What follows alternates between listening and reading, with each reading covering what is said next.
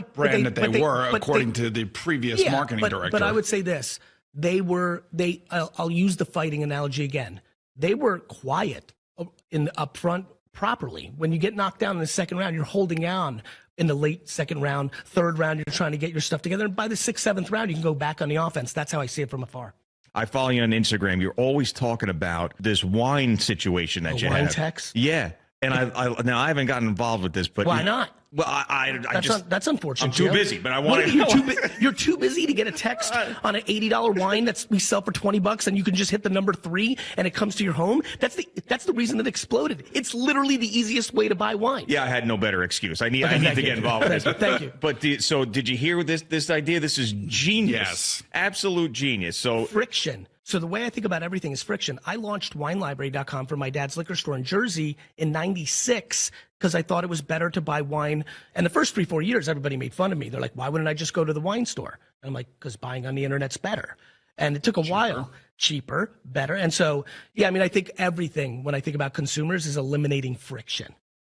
Got it? Yeah. Yes. Speed. So look how many people buy a $28 bagel in New York City. You know how many people listening right now bought a $28 bagel because they ordered it on Postmates, paid the VIG, paid the delivery fee? Yeah. Like, people will pay for convenience. Yeah, convenience, 100%. So let me ask you about the wine. Yes. I'm kind of a wine connoisseur, and I turned Gio into one as well. I like this. We need to get together and drink some wine. By the way, real quick, I have to say this because my friend Al will be very upset. We need to get together and drink wine.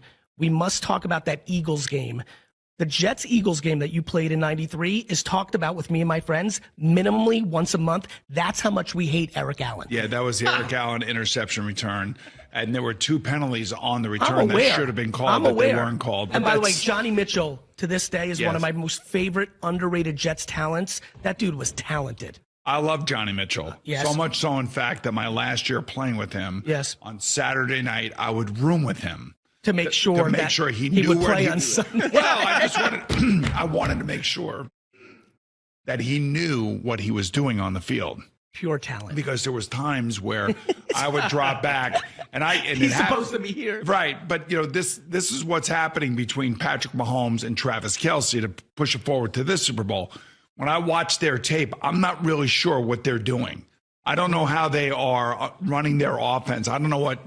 It seems like Travis is looking at something down the field and then reacting to it, and then Patrick reacting to him, which is like a telepathic way of doing things. Yes.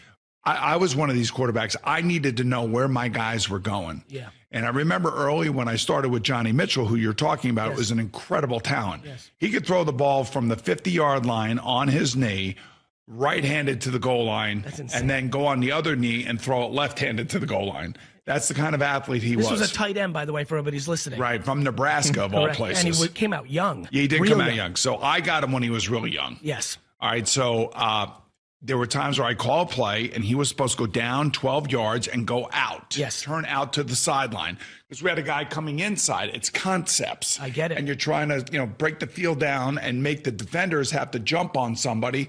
And then you have to try to anticipate what the defender is doing, depending on what your guys are doing. Yep. And about 5 times in a row, instead of going out, he would go in. And he would go in because he didn't see anybody in there. And, he had a very funny voice. And he'd come back in a huddle. He goes, "Hey, Booms, I was open. I was open. You got to throw me the ball."